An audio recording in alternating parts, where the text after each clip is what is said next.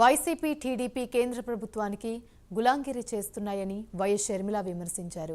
YCP TDP అసమర్థత వల్లే ఏపీకి స్పెషల్ స్టేటస్ రాలేదని మండిపడ్డారు.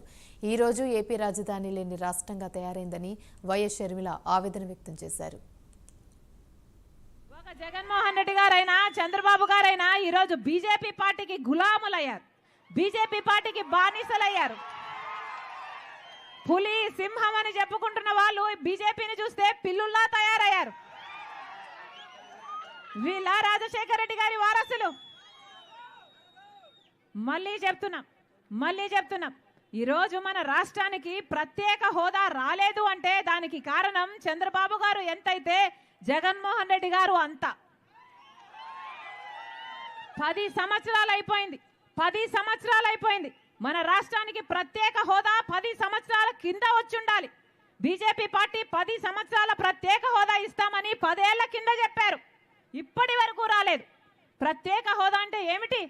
ప్రత్యేక హోదా అంటే ప్రతి నియోజకవర్గానికి ట్యాక్సులు కట్టే పని ఉండదు కాబట్టి ప్రతి నియోజకవర్గానికి ఒక 100 కొత్త పరిశ్రమలు వచ్చేవి. ప్రతి నియోజకవర్గానికి 100 కొత్త పరిశ్రమలు వస్తే ఎంత అభివృద్ధి జరిగేది? మన బిడ్డలకు ఎన్ని ఉద్యోగాలు వచ్చేవి? ప్రత్యేక హోదా 10 సంవత్సరాల కింద రావాల్సింది ఈ రోజు వరకు బీజేపీ పార్టీ ఇవ్వలేదు. బీజేపీ పార్టీ మనకు ప్రత్యేక హోదా ఇవ్వలేదు, పోలవరం ప్రాజెక్ట్ ఇవ్వలేదు. కనీసం ఒక రాజధాని, మాకు ఇక రాజధాని ఉంది అని చెప్పుకోవడానికైనా ఒక రాజధాని ఉందా ఆంధ్ర రాష్ట్రానికి? బెంగళూరు చూస్తున్నాం, హైదరాబాద్ చూస్తున్నాం, చెన్నై చూస్తున్నాం. మనకేముందన్నా? మనం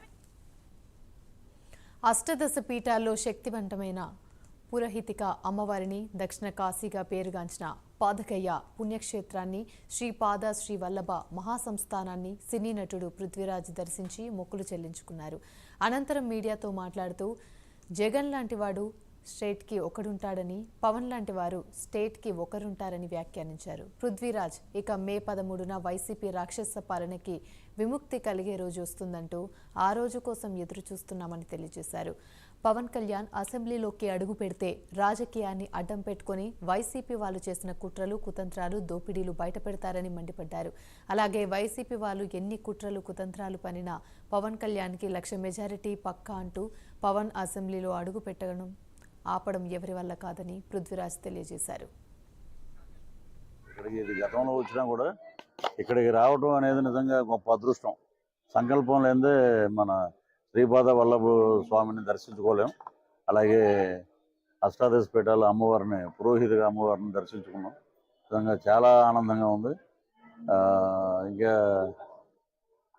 మిగతా విషయాలన్నీ మాట్లాడతాం. కానీ ఇది మటుకు మహారాష్ట్ర.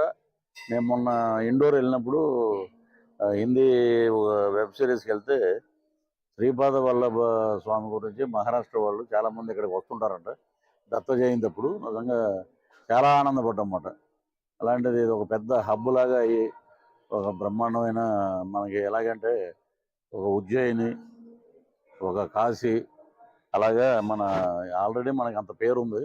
ఇంకా అద్భుతంగా ఆ భగవంతుడు ఈ క్షేత్రాన్ని ఇంకా అద్భుతంగా ముందుకు తీసుకెళ్లాలని మనస్ఫూర్తిగా కోరుకుంటూ, ఇక్కడికి మేము కూడా ఒక అద్భుతమైన కార్యం కోసం వచ్చాం.